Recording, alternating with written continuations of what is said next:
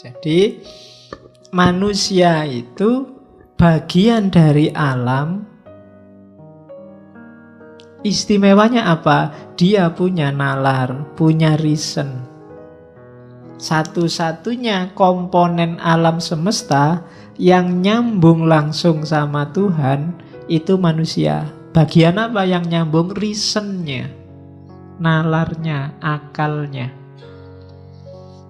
Jadi akal ya, bukan otak. Akal itu lebih ke fungsi berpikirnya. Kita mikir itu kan semacam mekanisme. Kalau laptop itu kan prosesornya. Dari situ kan dia bisa ngapa-ngapain.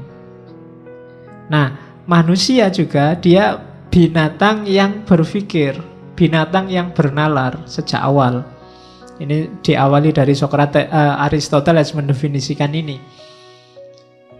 Jadi manusia ini khusus karena dia bisa berpikir, cuma dia juga bagian dari alam semesta. Jadi manusia punya dua tugas sekaligus akhirnya. Yang pertama apa? Memposisikan dirinya selaras dengan alam semesta dan ngopeni sekelilingnya agar menjalankan perannya masing-masing. Itu nanti kalau dalam agama namanya khalifah. Jadi tugasmu sebagai khalifah itu apa? Menjaga agar lingkunganmu, alam sekelilingmu itu berjalan sesuai hitohnya masing-masing. Yang sapi ya biar berperan jadi sapi, yang kambing jadi kambing, yang padi jadi padi, yang manusia jadi manusia. Dan manusia punya tugas ngopeni alam semesta dan ngopeni dirinya. Itu asumsinya tentang manusia. Dari situ akan lahir harmoni. Jadi yang pertama, alam itu sudah ada hukumnya. Alam berarti manusia. Kemudian yang kedua, manusia itu dia punya akal, punya nalar yang membedakan dari yang bukan manusia. Maka mikir itu penting, akal itu penting. Nah, filsafat ngajari kita cara pakai akal. Akal itu penting tapi nggak dipakai, ya nggak ada gunanya. Jadi latihan mikir itu penting. Karena kalau kita mikirnya nggak benar, sama saja akal kita nggak fungsi. Kalau akal kita nggak fungsi, ya berarti kayak kita nggak punya akal. Padahal ketika tidak punya akal, manusia kehilangan jati dirinya. Karena jati dirinya manusia itu binatang yang berpikir. Berarti binatang, kalau manusia minus berpikirnya, tinggal binatangnya. Hati-hati, kalau kamu tidak mikir berarti statusmu turun dari manusia jadi binatang. Makanya jangan deket-deket temenmu yang sedang stres. Judek aku ra iso mikir, wah hati-hati itu. Ya, kalau sudah judek ndak iso mikir itu alamat sudah. Tinggal binatangnya, wong kan berpikirnya nggak bisa sudah. Oke, jadi manusia itu berpikir mandiri, tapi dia juga terikat oleh hukum alam. Karena dia bagian dari alam semesta. Salah satu elemennya. Kalau manusia kacau, ya lingkungan sekelilingnya juga akan kacau.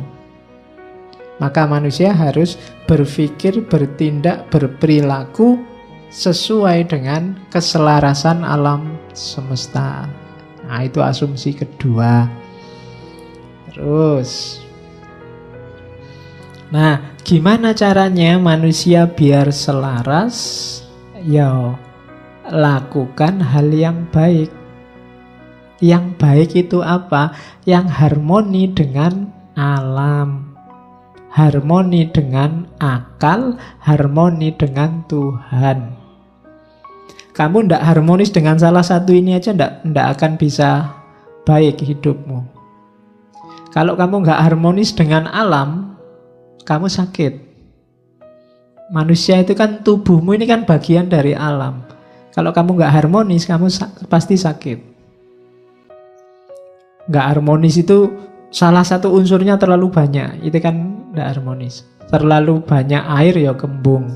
Terlalu banyak angin masuk angin. Terlalu banyak apalagi unsur-unsur hidupmu kan banyak itu. Coba terlalu banyak gula diabetes. Itu karena nggak harmonis. Oke, terlalu banyak ketawa stres. Terlalu banyak, pokoknya terlalu banyak atau terlalu kekurangan itu tidak harmonis juga. Harus harmonis sama alam. Yang kedua, harmonis dalam pikiran. Pikiran nggak seimbang, yaitu tadi stres, tidak bisa mikir, hidupmu mesti kacau. Dan yang ketiga, harmonis sama Tuhan. Ini lebih bahaya lagi. Kok tidak sholat mas? Hubungan saya sedang tidak harmonis sama Tuhan. Aku mewatiri itu. Hati-hati. Nah, saya baru bisa ranjang aku sementara. Enggak. Nah, harus harmonis lagi. Kenapa harus harmonis sama Tuhan? Karena alam semesta dan akalmu dan dirimu itu berjalannya, prosedurnya adalah logosnya Tuhan. Ketika kamu tidak harmonis sama Tuhan, itu kayak tadi komputer kehilangan prosesor, tidak akan jalan, hidupmu mesti kacau, tidak ada tujuannya. Kan nanti ada filosofi yang ngomong tujuan itu, sekarang tariklah tujuan terus-terusan. Haus minum, kalau sudah minum lega, kalau sudah lega ngapain terus, itu kan filsafat namanya teleologis, mengejar tujuan. Puncaknya tujuan nanti ke Tuhan. Kawin biar punya anak, kalau sudah punya anak ngapain, kalau sudah itu terus ngapain, terus kamu tarik, ketemunya juga logosnya Tuhan nanti. Maka harus harmonis. Hidupmu itu baik kalau harmoni. Jadi harmoni itu porsional dan proporsional. Takarannya pas itu harmoni, tidak lebih, tidak kurang. Oke. Jadi kalau ingin hidupmu yang baik, yang pertama itu. Yang kedua rumusnya, hidup baik atau tidak baik. Tadi kan kita pakai akal. Yang di luar kontrol kita itu tidak bisa disebut baik dan tidak baik, katanya filsuf Stoa. Kamu kan tadi pingin harmonis dengan alam, dengan akal, dengan Tuhan. Ketika kamu berusaha untuk harmonis dengan tiga hal ini, ya sejauh yang bisa kamu kontrol. Yang tidak bisa dikontrol, ya tidak masuk hitungan. Pak, saya ingin harmonis dengan planet Mars, Pak. Ya kadoan. Susah. Pak, saya ingin harmonis. Tidak, harmonis itu dengan yang deket-deket, yang terjangkau, yang bisa kamu kontrol. Gimana caranya agar ngaji ini lebih santai? Itu kan bisa di dalam jangkauan kita. Tapi yang di luar jangkauan ya tidak usah dihitung. Kalau dihitung ya wong di luar kontrol kita. Gimana caranya yang di ngaji malam ini masuk surga semua? Wah, itu kita di luar kontrol kita. Bisanya cuma mendoakan. Ya syukur-syukur besok kita bisa ngaji filsafat bareng-bareng di sana. Kalau enggak ya berarti ada yang kececeran itu berarti. Oke. Jadi harmoni tidak harmoni jadi tanggung jawab kita, terkena nilai atas diri kita kalau itu dalam jangkauan kita. Yang di luar jangkauan kita enggak. Misalnya ini tetanggaku kulitnya putih-putih, aku sendiri kok hitam ya, ini harusnya jadi putih. Enggak, itu di luar jangkauanmu. Kulitmu hitam kan kamu nggak minta juga. Kalau bahasanya Ghazali itu bedanya kholq sama khuluq. Kalau kholq itu paketan dari Allah, kita ya sudah diterima aja. Tapi kalau khuluq itu dari kita. Kholq itu kan rambutmu keriting apa enggak, kulitmu hitam apa enggak, bibirmu kayak gimana, itu kan Allah, kamu ndak dosa, ndak apa-apa. Tapi kalau huluk ini hubungannya sama dosa. Berada dalam kontrolmu. Makanya nggak usah galau kalau rambutku keriting ya Pak, kulitku kok hitam ya Pak. Nah, kamu ndak dosa, tenang aja, nggak usah galau. Iya. Jadi nggak usah terlalu stres gara-gara kholak. Karena itu di luar jangkauanmu. Tapi sekarang kan bisa diputihkan Pak. Iya. Ya bisa aja, apa susahnya sih mutihkan, kamu tinggal beli kapur sama. Ya bagi yang punya uang mungkin berada dalam jangkauannya, mutihkan. Tapi yang nggak punya kayak kita kan di luar jangkauan kita. Jadi nggak usah galau dengan sesuatu yang di luar jangkauanmu. Pak, saya itu ingin menyelamatkan Ahok ya Pak, gimana caranya? Nggak usah. Di luar jangkauanmu itu nggak usah ndaki-ndaki, nggak nyampe. Wong kamu besok bisa makan apa enggak masih mikir mau menyelamatkan Ahok. Jauh. Jadi yang di luar kontrolmu ndak. Jadi baik atau buruk itu dalam yang bisa kamu kontrol. Jadi yang pertama tadi rumusnya, baik itu yang harmonis. Yang kedua, baik atau buruk itu yang bisa kamu kontrol. Terus yang ketiga, tadi kan disuruh harmonis. Harmonis dengan alam, harmonis dengan akal, harmonis dengan Tuhan. Itu jawabannya satu, melakukan kebajikan. Kebajikan itu berarti apa? Melakukan hal yang utama. Semua yang baik, semua yang berakhlak, semua yang bajik, itu hasilnya harmoni. Begitu ada yang melakukan yang ndak baik, ndak bajik tadi, lahirnya mesti chaos. Kenapa kok kacau? Karena banyak yang tidak menetapi kebajikan. Begitu ada satu yang ndak jujur, mesti nanti yang bersangkutan dengan dunia ketidakjujuran itu akan kacau. Misalnya saya bohong, harusnya saya masuk, saya ndak masuk, dan aku diem-diem aja, ndak ngomong-ngomong. Itu kan kacau, kamu datang ke sini kosong, kacau. Gara-gara ketidakbajikan satu. Maka harmonis itu akan lahir kalau kita melakukan hal-hal yang bajik, yang baik. Rumus ketiga. Jadi kalau ingin jadi orang baik, yang pertama targetnya kebaikan itu harmoni. Yang kedua, baik atau tidak itu hanya dalam hal-hal yang bisa kita kontrol saja. Yang enggak, ya enggak bisa baik, enggak bisa buruk. Yang ketiga, harmoni itu akan lahir melalui kebajikan. Tidak mungkin dari hal-hal yang tidak bajik akan lahir harmoni. Dari kecurangan, dari pengkhianatan, dari kebohongan, dari tidak akan. Mesti yang lahir chaos. Kalau sekarang belum, tunggu saja saatnya. Nah, jadi ini katanya Zeno ya. Jadi etikanya Zeno. Kemudian yang keempat, oleh karena itu akhirnya apa? Harmoni itu akan kembali ke kita lagi. Tadi kan kita mewujudkan harmoni lewat jalur kebajikan. Kalau sudah bajik, akan lahir harmoni dalam jiwa kita. Tenang kita. Jadi rumusnya orang hidup itu katanya Zeno, yang pertama wujudkan harmoni dalam hal-hal yang bisa kita jangkau. Jalannya adalah melakukan kebaikan.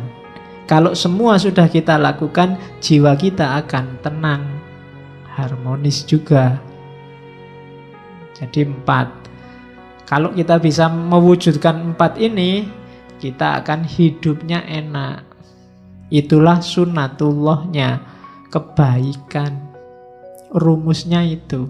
Kalau dilanggar sejak awal ya, kita tidak akan bisa menemukan harmoni dalam diri kita. Kalau jiwamu masih selalu nyari pingin enak, masih pingin terus nuntut terus, berarti kamu perlu mewujudkan ini. Jalanmu perlu dihidupkan lagi lewat kebaikan. Biar lahir harmoni, biar jiwamu tenang. Dan itu pun dalam hal yang bisa kamu jangkau. Yang tidak bisa dijangkau, ya berdoa saja. Karena logosnya logos Tuhan, ya biar Tuhan yang intervensi. Oke, ini rumus pertama dari Zeno. Ini kalimatnya Marcus Aurelius tadi, yang kaisar tadi, menurut saya bagus. Waste no more time arguing about what a good man should be. Be one. Ya, jangan buang-buang waktu lagi debat tentang orang baik itu kayak gimana. Be one, jadilah orang baik sudah. Nggak usah terlalu panjang diskusinya. Kalau tentang jadi orang baik, kamu nggak usah tanya orang baik itu kayak gimana sih Pak? Gini baik nggak, gitu baik nggak, kesuwen. Jadilah orang baik. Kamu sudah tahu, asal akalmu jalan. Ya, selama akalmu jernih, kamu akan bisa jadi orang baik tanpa harus panjang-panjang diskusi, katanya Marcus. Jadi waste no more time arguing about what a good man should be. Be one. Wis dadi wong apik. Oke, jadi kalau ada yang tanya, gimana caranya jadi orang baik? Ya jadilah orang baik. Kamu sudah bisa. Masa ada yang tidak bisa jadi orang baik? Bisa. Cuma mungkin kamu tidak mau aja atau malas aja. Pasti bisa. Tidak ada orang yang tidak bisa jadi orang baik asal pikiranmu jernih. Ya kan? Karena di Stoa ini pikiran jernih itu nanti jadi modusnya, mengalahkan segalanya. Terus kelanjutannya tadi, kalau sudah harmonis tadi, baik pikiranmu maupun lingkunganmu, yang terjadi apa? Yang terjadi kebahagiaan. Kamu pasti bahagia. Oke. Nah, tadi kan ada yang loncat sedikit. Kalau pingin harmoni, lakukan kebaikan. Gimana caranya kita ketemu kebaikan? Pakai akal sehat, akal jernih. Ya. Jadi harus menggunakan akal sehat. Tidak cuma minyak goreng yang pakai akal sehat. Kamu juga dalam hidupmu harus pakai akal yang sehat, akal yang jernih. Akalmu itu sudah ketumpuk informasimu macam-macam, sehingga seringkali tidak jernih. Ada yang pakai kacamata hitam, jadi lihat apa-apa warnanya hitam kabeh. Ada yang pakai kacamata hijau, lihat apa-apa dianggapnya semua warnanya hijau. Ada yang pakai kacamata merah, lihat apa-apa dianggap merah. Wow, merah itu PKI itu jangan-jangan. Itu kan. Karena kacamatanya merah. Ada yang pakai kacamata hitam, wow, apa-apa dilihatnya hitam. Ada yang pakai kacamata putih, kabeh dianggap putih. Nah, itu jadinya nggak jernih. Yang baik bisa kebalik-balik. Maka katanya kelompok Stoa, jadilah orang baik, jalannya berpikir yang benar, berpikir yang jernih. Orang harus mau objektif dalam berpikir. Itu jalannya kamu nemu kebaikan. Katanya Zeno, kejahatan itu tidak ada. Jahat itu terjadi ketika orang anti dengan akal sehat. Ketika orang menolak berpikir jernih, yang lahir pasti kejahatan. Ketika orang tidak mau berpikir, yang lahir pasti kejelekan. Karena yang bisa menemukan mana baik, mana buruk itu akalmu.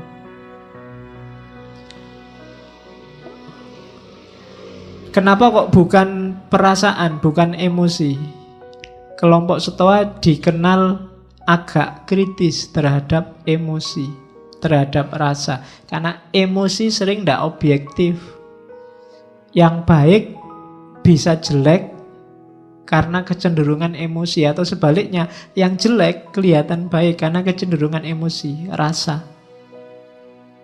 Sejelek apapun mungkin pacarmu, bagi kamu kan paling cantik. Itu rasa. Kalau temenmu objektif, enggak kok, dia enggak cantik, kamu kan marah. Ya enggak ya, dia sementara ini ya paling cantik, kecuali ada yang lain besok.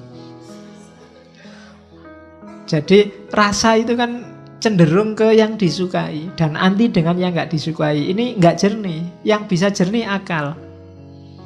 Kalau kamu bilang, kamulah satu-satunya yang tercantik di dunia misalnya. Loh, pas kamu ngomong gitu itu, tenane, coba objektif. Ya enggak sih. Akal itu. Kalau akal disuruh, ya enggak. Di TV-TV yang lebih cantik ya banyak. Ya kan? Kalau akalmu mau jernih ya ora. Cuma kan, ya itu kan untuk PDKT. Jadi, kebahagiaan dalam kebaikan ketemunya dari akal sehat. Maka jagalah baik-baik akalmu biar sehat. Karena itu yang menjamin kamu masih manusia apa bukan. Jaminannya akalmu. Begitu akalmu meleset, ya kemanusiaanmu dipertanyakan. Karena dari situlah lahir kejahatan. Ada orang maling itu mesti karena mikirnya nggak panjang. Ada orang ngerusak mikirnya nggak panjang. Ada orang tawuran mikirnya nggak panjang. Jadi biasakan berpikir agak panjang. Ada cerita bagus dari tradisi Zen. Jadi satu ketika ada guru Zen yang dimintai nasihat seorang prajurit. Guru, saya mau beli kebijaksanaan. Nggak minta ya, beli. Kasih saya kebijaksanaan paling mahal. Akhirnya dikasih. Oke, tapi mahal ini ya. Oke, tak bayar berapapun, dikasih. Katanya guru itu gini, tak kasih kebijaksanaan paling mahal. Sebelum kamu memutuskan sesuatu, majulah 3 langkah dan mundurlah 3 langkah. Baru lakukan keputusanmu. Ini prajuritnya heran. Kayak gini kok mahal opo itu. Iya. Begitu prajurit ini pulang, sampai rumah depan pintu lihat sandalnya orang lain. Istriku sama siapa ini di dalam? Kurang ajar. Begitu buka pintu kamar, bener di kamar ada yang tidur sama istrinya. Meskipun nggak kelihatan wajahnya, dia sudah marah, sudah nyabut pedang ini prajurit. Bunuh aja ini yang sama istriku. Begitu mau bunuh, tadi guru tadi nyuruh aku sebelum memutuskan sesuatu, maju 3 kali, mundur 3 kali. Oke deh, sudah bayar mahal-mahal ya, nggak apa-apa lah. Jadi dia maju 3 langkah, terus mundur 3 langkah karena ada jeda ini. Terus istrinya bangun, yang sama istrinya juga bangun. Lu ngapain kamu kok jalan maju? Ternyata yang sama istrinya ya saudaranya istrinya. Baru dia, selamat aku tadi maju 3 langkah, mundur 3 langkah. Coba kok langsung brus gitu, wassalam. Ya nasihatnya maksudnya, ya mikir dulu lah, jangan kesusu. Apa-apa itu dipikir, pakai akal sehat. Nanti ketahuan jawabannya, jangan gerusa-gerusu diputuskan. Jadi, boleh kamu, ini nasihat mahal, buat kamu gratis, tidak apa-apa.